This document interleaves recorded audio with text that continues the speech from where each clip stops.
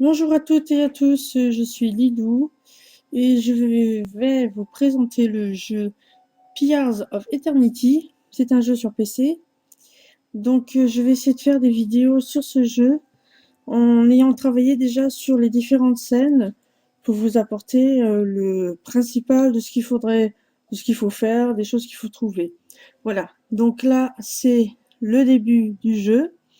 Alors l'histoire, ce sont des voyageurs qui traversent un pays dangereux et une personne est tombée malade. Donc il faut trouver un remède à base de baies rouges et donc c'est notre mission, Didou qui est ici et Akalista qui est notre femme qui est ici aussi. Voilà. Donc avant de partir chercher les baies rouges, nous allons ouvrir les différentes boîtes et voir ce qu'on peut récolter comme plante. Donc là, il y a une caisse qu'il faut ouvrir avec un crochet ou avec un de mécanique, qui est c'est quelque chose qu'on peut avoir dans le personnage, un de mécanique, mais on ne l'a pas, ni Lilou, ni Calista l'ont dans leurs caractéristiques du personnage. Donc il faut chercher le crochet. Bon, avant d'aller chercher le crochet, on peut aller chercher des plantes qui se trouvent à droite. Pour l'instant, le jeu est en pause. Je vais enlever la pause avec la barre d'espacement et on va commencer le jeu. Voilà. Allez.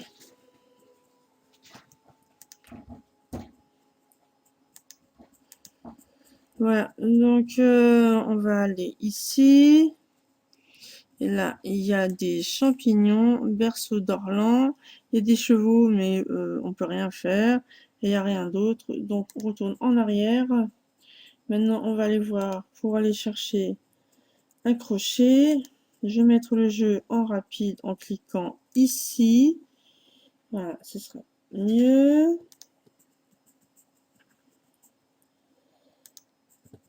Voilà, donc on va chercher ces crochets.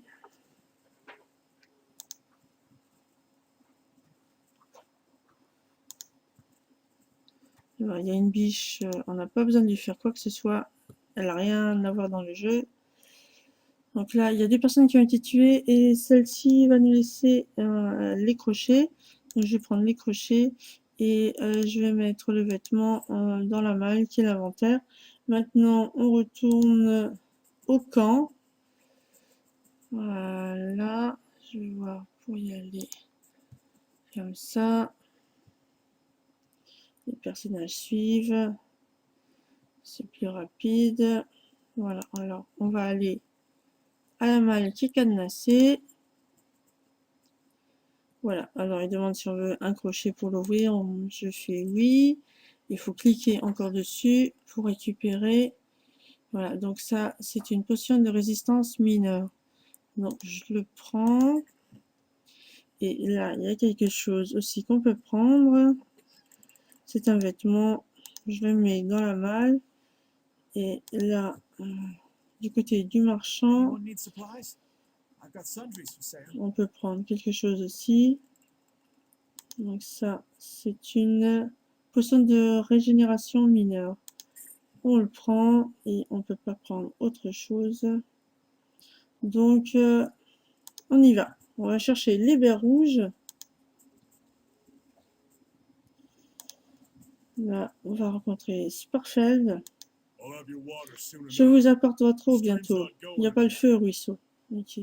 Donc, on continue. On va chercher ces baies rouges. Cette plante, on peut la prendre. C'est de l'herbe d'admette. Ça pourra nous servir plus tard. Donc là, ça sert à rien d'aller plus loin.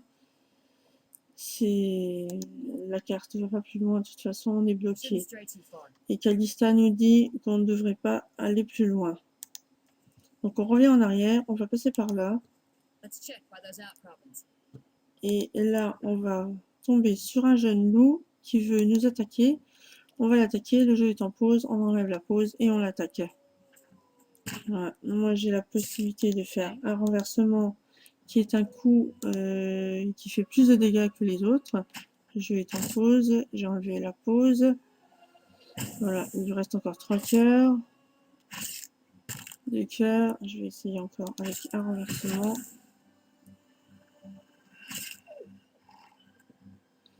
Voilà, donc le loup il est mort.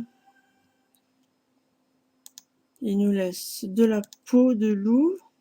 Voilà. Donc je le mets dans la malle. Je mets ensemble. Et là, on va voir les baies. Les baies de printemps. Maintenant, c'est un dialogue qui s'installe entre Calista et Lilou. Alors, Calista dit, Odema a dit que vous étiez une sorte de colon ayant, avant de venir ici. Si c'est le cas, vous ferez l'affaire. Tout le pays est composé de colons. Vous aimez la vie de pionnière?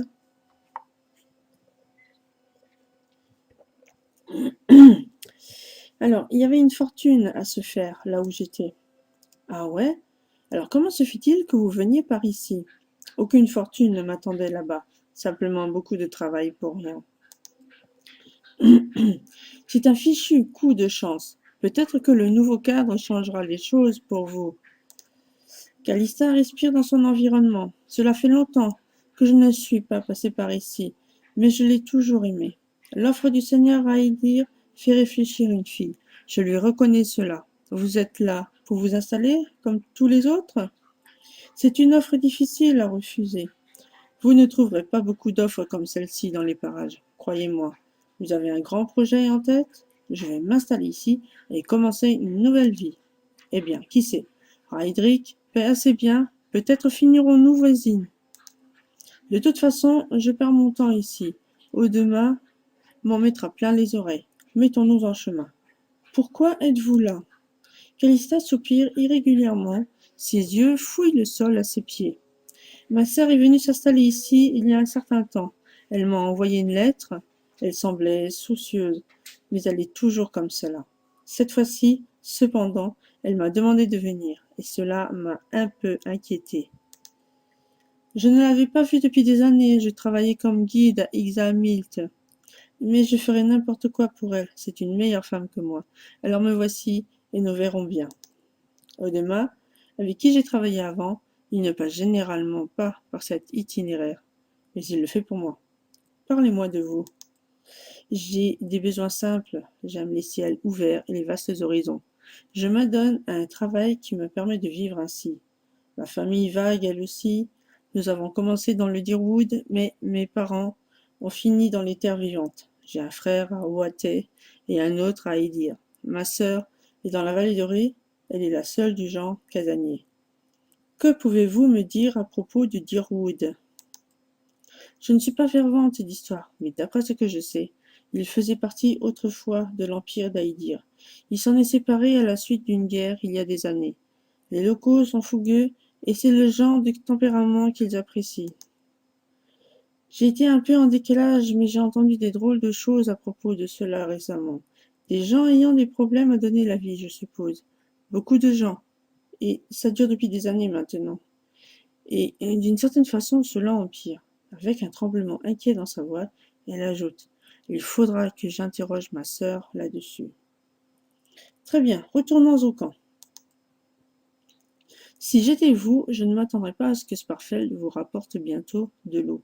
Il fait ce qu'il lui chante, et quand ça lui chante. Nous devrions d'abord vérifier s'il va bien, gifler un peu. Le ruisseau n'est pas loin d'ici. Allons-y. Allons vous chercher votre eau. Fin du dialogue. Voilà, donc collecter des baies pour concocter un remède, ça c'est fait. Maintenant, il faut retrouver Sparfeld. Ça, ce sont dans les missions. Alors, donc là, il faut passer par là pour trouver des champignons qu'on peut ramasser, dames brûlées. Maintenant, on va aller vers le ruisseau. Alors, le ruisseau, il est ici. Le pont, il est ici. Il faut traverser le pont. Et là, on voit une gourde. Quelle surprise, Sparfeld est parti chasser. Au moins, il a laissé les gourdes. Allez. Voilà. Vous vous accroupissez au bord de la rivière et trempez votre outre dans l'eau glacée pendant que Calista monte la garde à côté de vous. En vous relevant, vous constatez qu'elle regarde nerveusement la limite des arbres. Sparfel, l'un des guides, émerge d'entre les arbres. On l'aperçoit à peine dans la lumière ténue de la lune. Il n'a plus son arc avec lui et sa démarche ne semble pas naturelle. Un titubement irrégulier remplaçant ses gracieuses enjambées habituelles. Alors qu'il s'approche, vous entendez sa respiration laborieuse. Calista fronce ses sourcils. Sparfel, vous allez bien? Sparfel trébuche sur un caillou et s'effondre mollement. L'empennage d'une flèche dépasse d'entre ses omoplates comme un drapeau ennemi. Ouais, donc là, on va tomber dans une embuscade.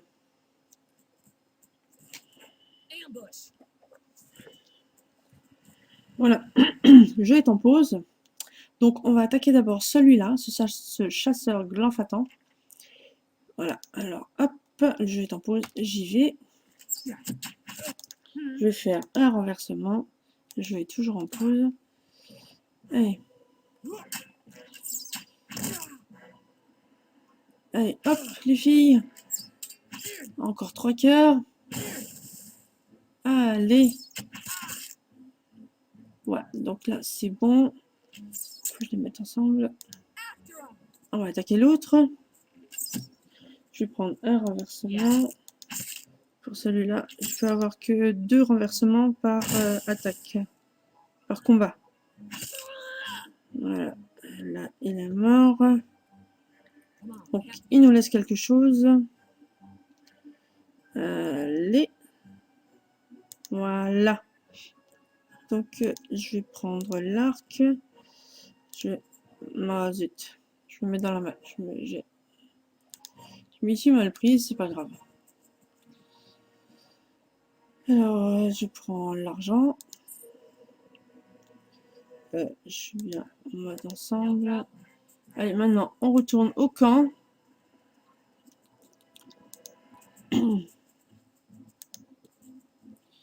Et là, on va tomber sur un autre chasseur. Et je vais être en pause. On y va, on attaque. Je vais prendre encore un renversement. Il n'y a plus que 3 cœurs. Encore un.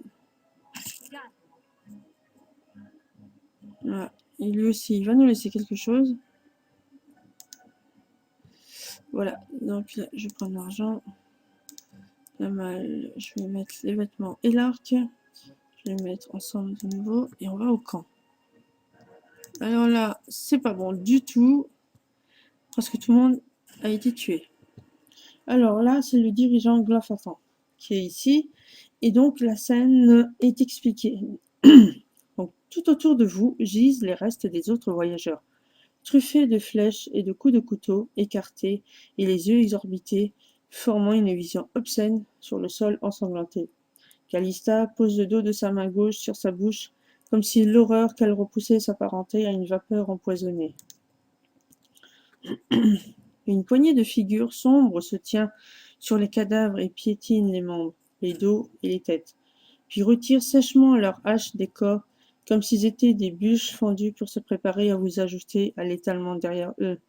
L'un d'eux, d'une taille démesurée et à l'air sévère, accentué par une barbe épaisse et fleurie de nœuds, tient une lame humide sur le cou de l'homme que vous reconnaissez comme étant Éhoudan, le dernier survivant de votre caravane. Posez vos armes, intrus, ne renoncez pas à la vie de cet homme pour un combat perdu d'avance. Pourquoi avez-vous fait cela? Vous avez pénétré dans des lieux où aucun mortel ne mérite d'entrer. Vous êtes tous des intrus et des pilleurs, et nous allons veiller à venger cet outrage. Alors je le redis, posez vos armes. Donc là, il faut faire attention aux choix qu'il faut prendre pour le dialogue, parce que si on ne prend pas le bon choix, Éhoudan est tué. Alors moi je vais prendre celui-là. Seul un imbécile attaque un ennemi faible, tandis que le plus fort vit encore. L'homme considère ceci et vous toise de haut en bas. Pfff, pas pour longtemps. Il pousse Éhoudan vers vous, ce faisant l'homme ratisse sa lame contre le torse d'Éhoudan. Éhoudan crie, trébuche en avant, et une large entaille dans ses vêtements commence à rougir. L'homme se met en position de vous affronter, sa hache levée haut. Je vais en pause, il faut attaquer ces deux. ces deux glands fatants. Donc, allez, je prends un renversement.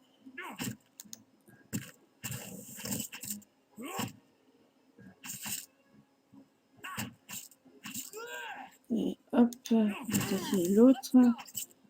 D'accord. Un renversement.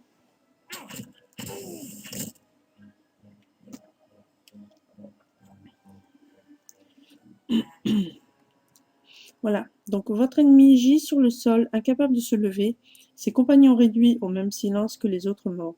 Son souffle se fait sifflant et irrégulier. Il ne vous regarde pas, mais plutôt le ciel au-dessus de vous. Pardonnez-nous.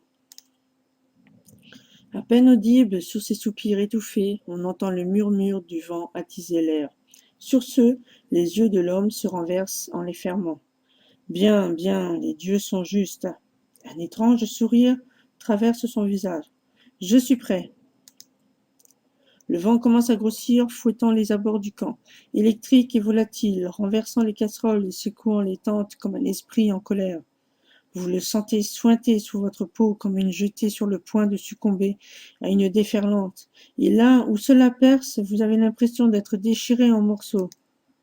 Assis contre une roue de chariot parmi l'énorme maelstrom, tailladé du buste aux intestins, le corps de Déma s'agite et au prix d'un grand effort, lève sa tête affaissée, les yeux à peine ouverts. Il vous regarde directement.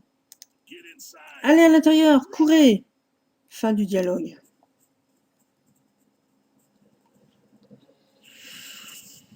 Donc là, c'est un vent mortel qui se déclenche et les personnes partent en courant.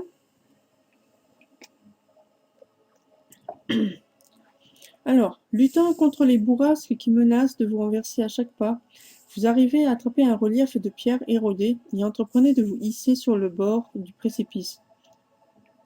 Dans un dernier sursaut d'énergie, juste avant que vos bras ne vous fassent défaut, vous arrivez à prendre pied sur le bord. Ralenti par sa blessure et son hésitation initiale, Éodan vous suit de loin.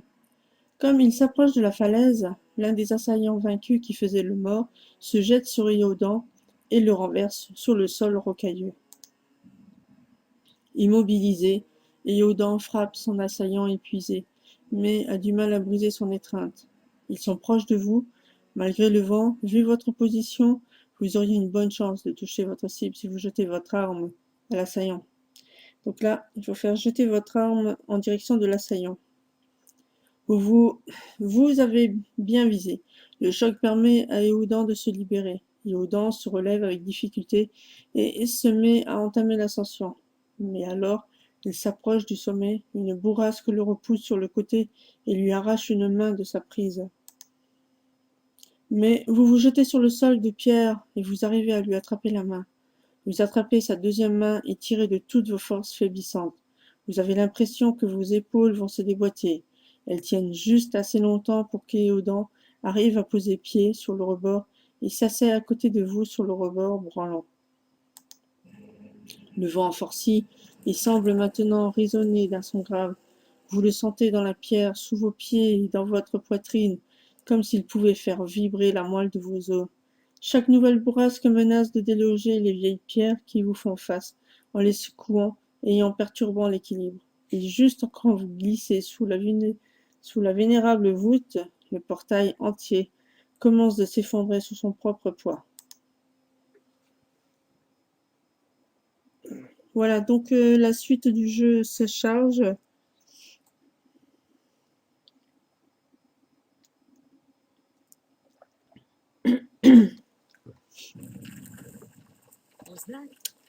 Est-ce que c'était haletant, les mots d'Odéon sont entrecoupés par sa respiration sifflante. Un biawak, ça ne peut pas être autre chose. Alors nous avons de la chance d'être encore en vie. Et nous sommes les seuls. On ne peut pas rester ici. Il pourrait y avoir un nouvel éboulement. On ne pourra pas sortir par là, en tout cas. Explorons l'intérieur. Elle regarde la balafre qui traverse le ventre d'Éodan. Pouvez-vous marcher? Éodan serre les dents, puis acquiesce. Fin du dialogue. Voilà. Donc, Ouais, faut que je les mette ensemble. On va continuer, il faut pas tomber dans les trous. Donc notre prochaine quête, c'est échapper je sais plus comment ça s'appelle. Il faut sortir de là en tous les cas. La respiration déoudant et laborieuse. On doit être assez loin. Et maintenant, on cherche une autre issue. La tempête finira bien par se calmer à un moment ou un autre. Que s'est-il passé dehors? Calista secoue la tête. Une tempête, d'une sorte qui n'existe qu'à Air Glanfat. Très peu de gens ont la chance de survivre, donc il est difficile de démêler le vrai du faux. Les Glanfatans l'appellent Biawak. Pour eux, c'est le moyen utilisé par les dieux pour récolter les âmes qui n'ont pas réussi à quitter la terre. Mais ils prennent les âmes des vivants et celles des morts sans distinction. Vous avez toujours la vôtre. Qui nous a attaqués? Des Glanfatans. Ce sont les indigènes contre lesquels Odema vous a mis en garde. Je crois que c'était des Fangs de Galloway, les plus agressifs d'entre eux. Ils vont de ruine en ruine pour se battre contre les colons. Pauvre Odema. Je crois qu'il s'y attendait à moitié, à partir du moment où on a quitté la route principale. Les Glanfatans ont dit que nous avions profané les ruines. Je n'y crois pas. Odema ne le permettrait jamais. Mais les Glanfatans ont beau être des têtes brûlées, ils n'attaquent pas s'ils n'ont pas été provoqués. Ou bien, ils ont vu quelque chose qu'ils ont mal interprété. Ou bien, elles jettent un coup d'œil en direction du passage. Ou bien, il y a des pillards ici, avec nous. Nous n'avons vraiment pas besoin de ça maintenant. Et les autres voyageurs de la caravane. Le visage de Calista, excusez-moi,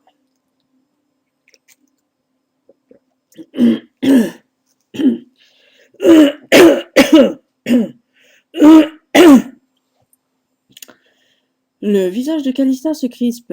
Dans un souffle, elle dit: Ils sont avec la roue, maintenant. Elle lève les yeux, les dieux puissent leur apporter plus de chance dans leur prochaine vie. Cela ne semble pas trop vous perturber. Calista vous regarde dans les yeux et vous entendez la tension dans sa voix. Vous ne me connaissez peut-être pas assez pour savoir quand je suis perturbé. Peut-être bien que j'ai vu pire aussi, vu pire et continué mon chemin. Parce qu'il n'y a rien d'autre à faire et parce qu'il y a d'autres gens auxquels vous tenez et qui ont besoin de vous. Allons-y. Et Oudan fait un pas et ses jambes le trahissent. Avant que quiconque ne puisse réagir, il s'effondre sur le sol et sa joue vient frapper les pavés usés par le temps. Sur ses jambes chancelantes, il s'agrippe et remonte le mur pour se remettre sur ses pieds. Mais sa posture est hésitante, comme un marin marchant sur terre après une période en mer. Est-ce que nous pourrions nous reposer ici quelques heures? Il indique du menton en lontaille qui lui balafre le ventre. J'ai perdu pas mal de sang. Il regarde autour de lui. Ça semble calme par là, à gauche. On pourrait se reposer, là? Je déteste avoir à dire cela, mais on ne peut pas se permettre de se reposer. Quelque chose a énervé les Glanfatans. On pourrait avoir de la compagnie sous peu. Les pillards seront bien armés. Ils n'hésiteront pas à nous tuer, et ils sont sûrement nombreux. On ne peut pas se permettre de se faire surprendre en train de dormir dans leur lit. S'il vous plaît, je dois juste m'allonger un moment, puis nous pourrons aller aussi vite que vous voulez. Vous ne m'avez peut-être pas entendu, nous allons mourir si nous ne nous débrouillons pas pour nous enfuir avant le retour des pillards. Nous avons deux options, trouver la sortie ou une sacrée bonne cachette. Nous devons prendre le risque de le laisser se reposer, nous devons tous les trois être en pleine forme. Calista grimace de dégoût. Vous signez notre arrêt de mort, ne le prenez pas mal, mais il y a pas mal d'autres gens dehors pour qui je préférais me sacrifier. Ouidan prend une de vos mains dans les siennes. Merci, merci. Fin du dialogue. Donc on va aller, donc ce sont les ruines de Silanlis. On va aller à gauche. On va trouver un camp avec des choses qu'on peut prendre. Voilà, donc là, donc ça je prends un matériel de camping, ça c'est très important parce que ça nous permet de nous reposer. Comme là, on a les bandes vertes et on va avoir de la fatigue aussi qui va se voir au niveau du personnage avec en utilisant le matériel de camping, ça nous permet d'enlever tout ça et on arrive mieux à combattre aussi. Donc je mets sur Lilou et là il y a aussi quelque chose. Donc Lilou, eh bien elle n'a pas d'arme, je vais lui mettre une arme. Et bien dans l'inventaire, je mets le bouclier. Donc moi je vais mettre une arme à Lilou parce qu'elle a jeté son arme à Éoudan, enfin sur l'assaillant d'Éoudan. Donc je vais mettre cette arme là, voilà. Je vais mettre l'arc en deuxième arme, voilà. Comme ça, il y a à nouveau une arme. Alors, allez, hop, on continue.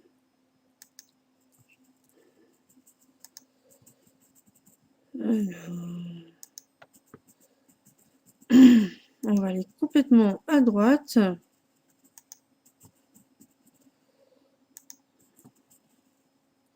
Alors là, c'est une bébête. Une créature tremblante et à l'air malade émerge des ténèbres, la main crispée sur le manche d'une lance, malgré ses coudes noueux et ses côtes visibles à travers la peau écailleuse. Vous reconnaissez un Xanrip. Il vous regarde avec prudence en respirant lourdement. Alors là, c'est quand même un animal qu'il faut qu'on tue, donc je vais prendre le 3, je te mettrai en pièces, Lézard. Voilà, le Xanrip plisse les yeux et siffle. Il bondit, la lance en avant. Fin du dialogue. Alors, il faut l'attaquer. Le jeu est en pause. Allez. C'est encore assez facile à tuer. Voilà, il ne reste plus qu'un cœur.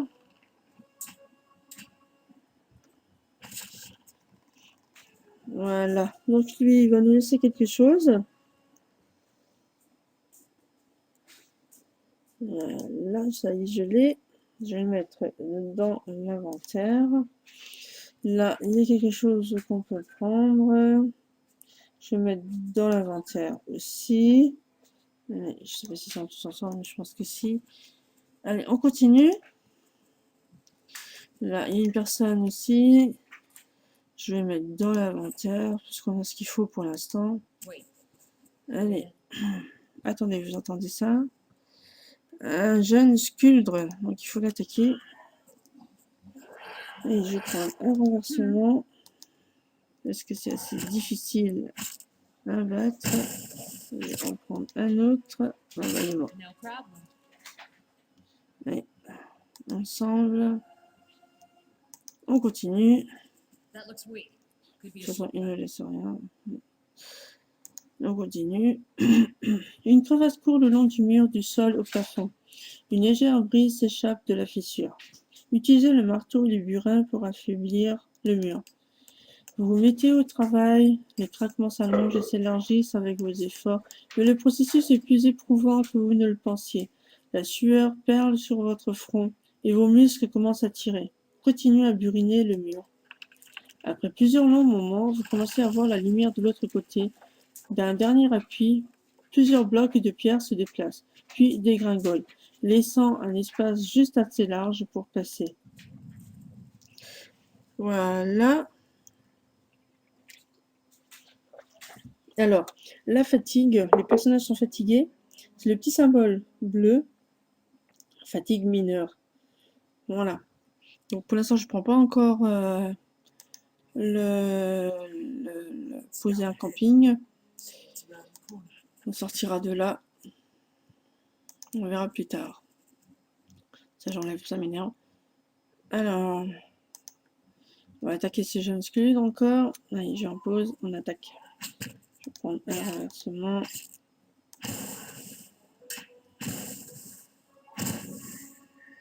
Voilà. Et normalement, il ne laisse rien, lui aussi. Je vais remettre ensemble. Voilà, donc il n'y a rien d'intéressant ici. On peut revenir par la gauche. J'ai l'impression qu'un courant d'air traverse le mur.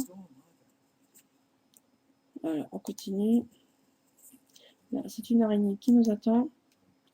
C'est encore assez facile à tuer. Quelques coups et puis voilà. C'est bon. Voilà. Donc on continue. De toute façon, elle nous laisse rien, l'araignée. Encore une autre là. Allez, hop, on attaque. Allez. Ouais, 3 cœurs, 2 cœurs. Voilà. Elle nous laisse rien non plus. Voilà. Donc là, il va falloir aller ici à droite. Il y a une personne qui a été tuée.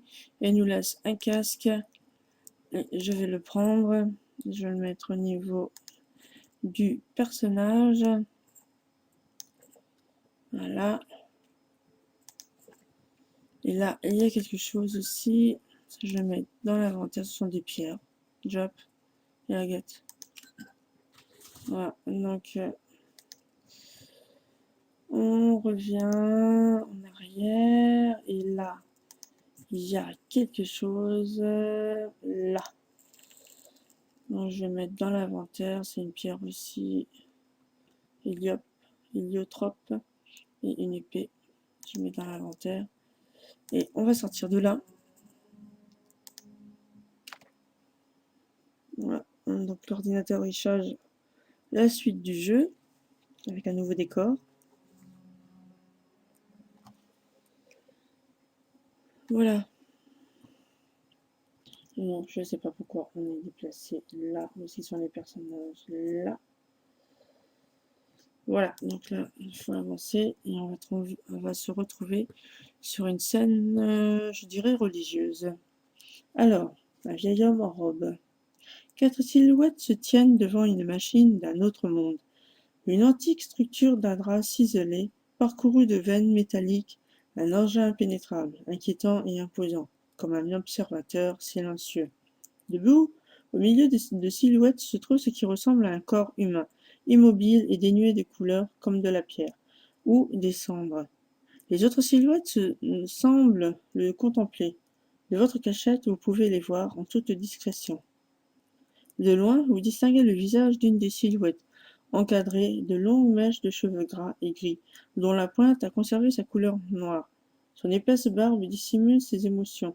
Sur sa robe délavée sont brodées des runes qui ne ressemblent à rien de ce que vous connaissez, et il porte sur la tête une étrange coiffe noire, dont les 2 excroissances s'échappent de chaque côté, comme les ailes de quelque créature profane et malveillante. Il s'adresse au corps pétrifié. Garante des serments, voyez, cet homme a tenu sa promesse. Il a été honorable jusqu'à son dernier souffle, sa dernière goutte de sang. Guidez son âme, reine d'antan, et admettez-le parmi vos favoris. Que sa vie par la clé soit sa confession, que sa mort par la clé soit son absolution. Puisse-t-il parcourir le monde éternellement libéré du poids écrasant du livre. L'homme passe son regard sur les autres se tenant autour de lui. Votre frère a fait sa part, et vous avez vu le pouvoir de sa contribution. Je n'accepterai aucune autre hésitation de votre part. Il regarde chacun dans les yeux à tour de rôle. Dans le regard de l'ancienne reine, accomplirez-vous le serment? Prendrez-vous votre place à côté de votre frère dans le respect infini de sa mémoire sans faille? Avancez et soyez assurés de la grande valeur du cours de votre vie. Fin du dialogue. Donc la scène se déroule. La machine est en route. Et donc là, il y a la machine, je pense que c'est la machine qui aspire l'énergie qu'il y a dans le corps des 3 hommes qui étaient là. Voilà. Donc là, il y a une grande lumière blanche qui éblouit tout. On voit rien. Alors, pendant un instant, l'appareil s'arrête de fonctionner, le silence se fait. Puis, tout d'un coup, un son explose, assourdissant. Vous êtes aveuglé et projeté au sol. Vous vous cognez la tête en atterrissant et la douleur envahit votre crâne, noyant vos dernières pensées dans le néant de l'inconscience. Quand vous ouvrez les yeux, vous vous trouvez dans un autre lieu, à une autre époque. Vous découvrez une nouvelle pièce circulaire, immense et surmontée d'un dôme dont les murs sont couverts d'un drap et décorés de cuivre. Le style est ancien, mais la pièce est intacte. À l'autre bout de la pièce se trouve un grand pilier, d'Adra qui déchire le sol comme une lance grossière. Sa texture chatoyante lui donne une impression de profondeur infinie. Autour du pilier se trouve un appareil ressemblant à celui que vous venez de voir, mais encore plus immense, doté de nombreuses facettes et entrelacs. Ce doit être le fruit d'un esprit aussi prodigieux qu'agité. Vos pensées ne sont plus entièrement les vôtres. Elles semblent apparaître quand même que vous les formuliez, et elles se composent uniquement de questions, des questions pressantes, troublantes, des questions qui doivent trouver une réponse, ou bien, à la base du pilier se trouve un homme avec une épaisse barbe grise portant une robe de cérémonie. Ses cheveux gras sont en partie cachés sous une capuche noire et il porte un étrange couvre-chef. Vous connaissez cet homme. Vous marchez vers lui en essayant de dissimuler votre précipitation. Vous avez quelque chose à lui demander?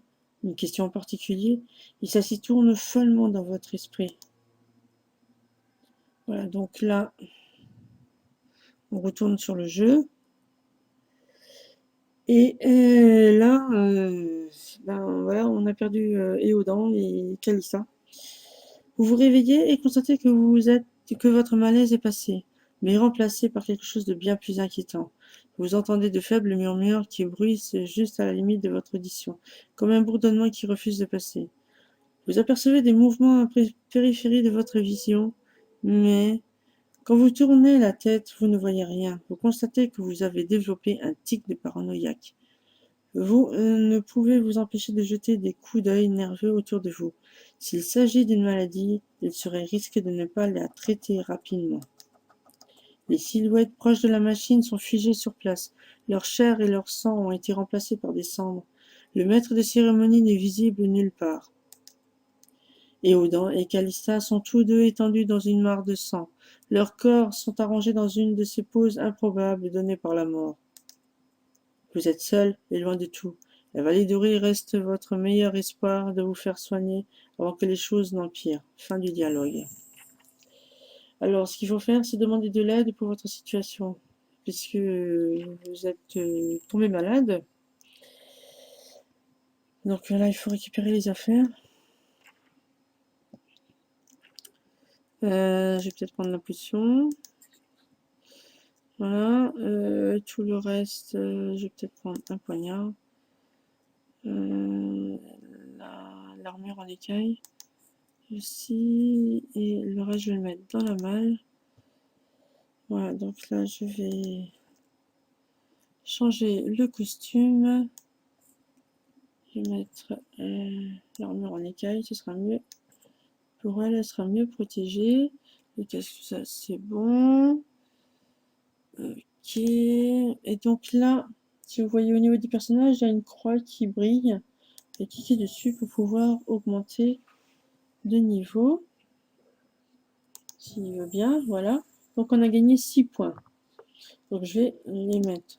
Je les répartis tous en furtivité, athlétisme, connaissance, mécanique, survie. Voilà, connaissance, mécanique, survie. Il reste un point. Je vais faire suivant. Et je vais mettre en récupération rapide le dernier point. Voilà. Donc là, on fait terminer. Donc elle a gagné des capacités. Voilà. Donc maintenant, on continue.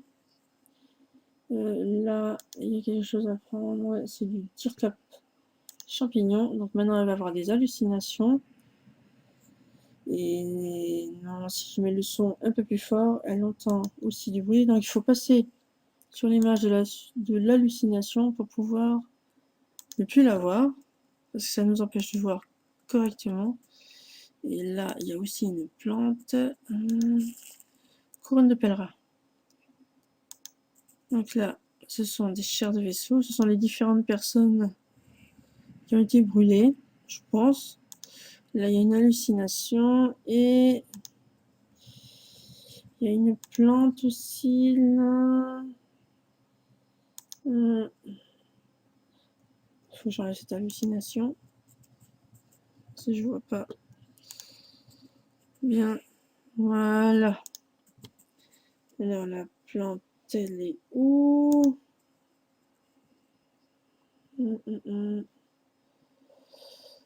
Je sais plus, je trouve plus là. Baie de printemps. Voilà, donc là il y a encore une personne. On peut prendre de la chair de vaisseau. Encore une plante courante de pèlerin. Voilà, donc là on va changer de pays.